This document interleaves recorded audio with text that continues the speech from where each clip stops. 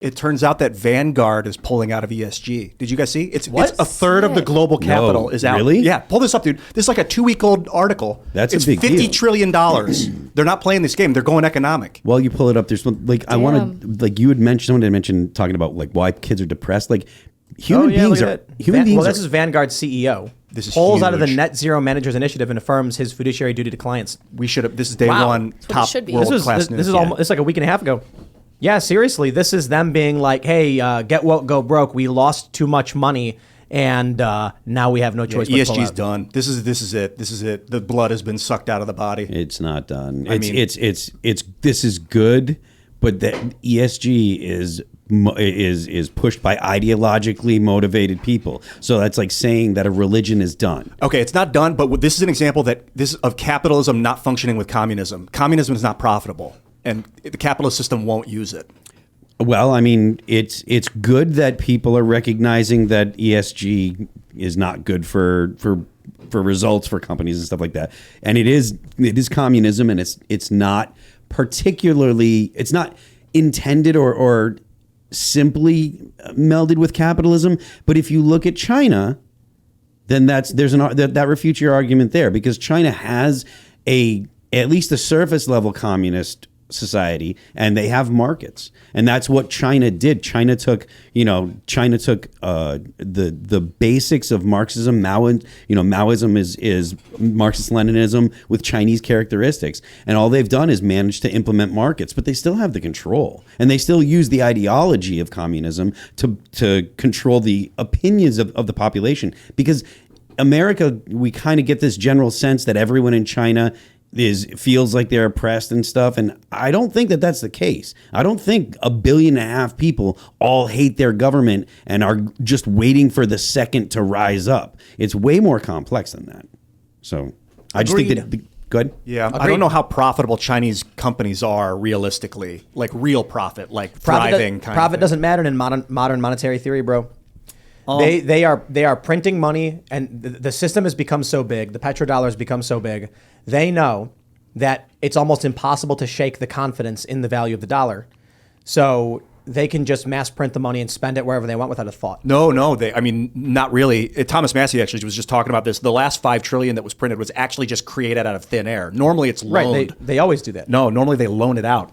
Thomas Massey's brilliant, man. He is. And he pointed out that we actually just diluted our economy. I thought it was always just printed out of thin air, but apparently it's been on the books, and then we're allowed to get it loaned to us. And so we know ahead of time how much is going to be there. The money supply is expanded when a bank issues a loan.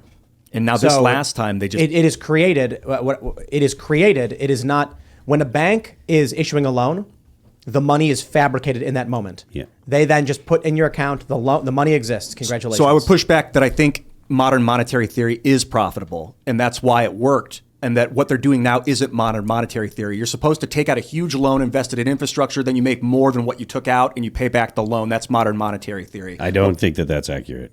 Well, that's the idea. That's what they did after World War II. They took out more. That's not modern monetary theory. Modern monetary theory is based on the idea that because the issuing country requires that the people of the country pay taxes in the currency that was issued, that means that the currency is always going to have value because you have to pay taxes with that currency. Are you sure there's no premise of building infrastructure with the loan? That's policy. That's not monetary policy. That's infrastructure policy. Those are two different things. They have created demand for the currency by force. If you do not pay what you owe, we will lock you up.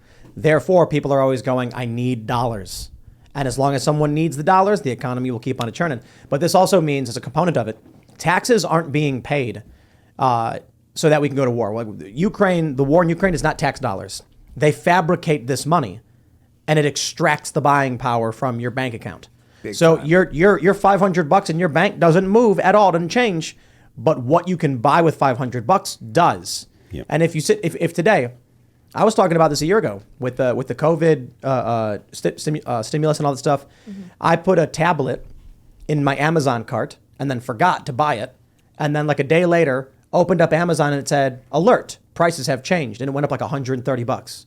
And I was like, whoa, if I bought that like a week ago, I would have saved a lot of money. Almost every time I order something on Amazon that I've ordered in the past, I'll check my old order invoice to look at the old price versus what I'm about to pay because I'm fascinated with the changes in price. I'll see like a 10% change here and there. Inflation's a real thing. That's what Tim's talking about. But when it comes to like taxation and stuff, they tax to control inflation. So like when you say, when people talk about paying taxes to pay bills, you don't pay taxes to pay bills. The whole point of you paying taxes is so that way there's less currency moving through the system. It's literally taking money from you specifically so you have less money. Is that why taxes started up, or was that if they wanted to do that, the Fed could just increase their rates? No, that's not. That's the Fed increases the interest rates. That's the cost of borrowing money. The taxation is what you have to pay to the federal government To control inflation. Yeah, and that's like Tim said, it controls inflation. They deflation. suck up the money and You then they think burn the government it. uses taxes as a tool to control inflation? That's a fact. I don't just think it. As I know I it. understand. That's a fact, actually. That's how.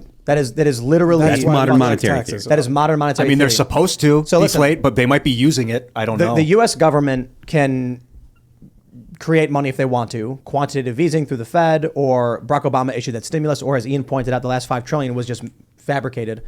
The purpose of paying taxes is not so that money can be used for war. Technically, you can say it is, but it's to control for inflation because the government can manifest money wherever they want, but if they do too much, you'll get runaway inflation. So they need to then bring down the money supply inverse. But like on the state and local level, they're collecting Of course. taxes to help pay for That's whatever, because they're not the- property taxes. But And, so federally the is federal different. taxes, okay. Yeah, because state and localities don't issue the currency. Yeah, I just thought that the most effective tool to control inflation, though, would be Feds changing the rates and influencing the money They supply. do it in account. They combine it. If the U.S. government is, through various means, or the economy is expanding the money supply, and there's no controls for that, you get runaway inflation. You look at these countries where they just mass print money, they get $1 trillion bills, and then all of a sudden it's worthless overnight because it's hyperinflation. So you need a way to restrict the money supply to make sure things don't get out of control so the system doesn't break. You'll find the Thomas Massey video I'm referencing is where he pours water into the iced tea to explain dilution of the economy. And everyone's like, grr. I mean, I don't know what they're doing, but he's like explaining to like third graders. It's really awesome. So if you type Thomas Massey iced tea, you might find it on the internet. So like with Nordic countries, they have super high tax rates. That's they are trying to control. No, And okay. They can't issue petrodollars.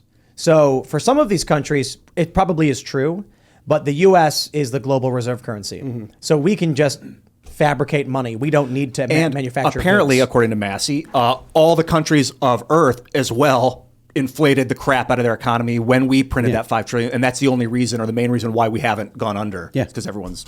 We 100%. print out a ton of money, but China prints out even more, and it's interesting how their economy works. But Chrissy, do you have any thoughts on all this money talk? I am learning so much right now. Can I just say that? I'm like, this is over my head in terms of like my everyday thing, and I'm fascinated because I'm just learning so much. Don't you love being the stupidest person in the room? Oh hell yeah! It's the best. All you gotta do is no, listen. hold on. For all you know, we're all really dumb and just talking out our asses. I don't know if Phil's right. I'm gonna have to fact check everything later. Yeah, I thought never- it was about the money supply and the Fed, but hey, I'm willing to be wrong. I've never have had fun. I've never had a thought of my own. I only repeat things that I've heard, so I'm not smart. I'm at in all. Wait a that minute. boat. But I only learned this from you, Phil. Wait, so And you who only learned it from Sometimes me. I make stuff who are up, you I'll be honest. citing? What is your source? You can actually Google modern monetary theory and you can Bing it if you feel dirty. Hey, be You know, careful. if They you might have want. changed the definition though. I thought That's that it was true. about investing in infrastructure, but are you? That's policy. Modern monetary theory is the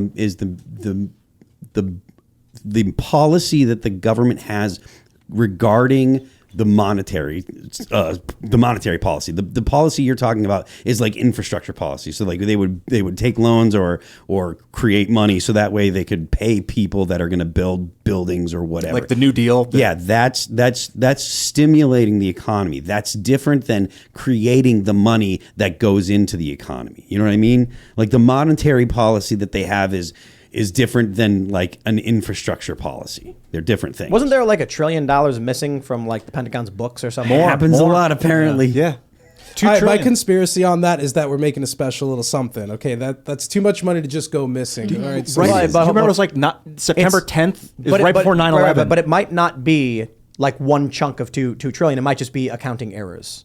yeah, we like, hope not. in that case, Accounting but- errors can be scary. I'll tell you that because if somebody carries a 1 in the wrong place, Then all of a sudden your tax preparer comes to you and says, oh, you actually owe $7,000 more. And you're like, whoa, how is that possible? Like, I'm overpaid. And they go, oh, I carried a one in the wrong spot. It looked like you had more money than you did. And I'm like, thank you. That's crazy. So when it comes to the auditing problems with the Pentagon and the Federal Reserve, we need to audit them. Here it is. Donald Rumsfeld in 2001 announced that the Pentagon had lost, the Department of Defense had lost more than $2.3 trillion. Lost. But hold on. What's your trillion. source? This is a video from How Money Works referencing. I want a real source. I mean, I've heard this story for 2 decades. Yeah, the story I heard was they could not account for $2.3 trillion. Yeah, but they're failing audits. But that means the money is just not tracked properly. It could still be in their bank.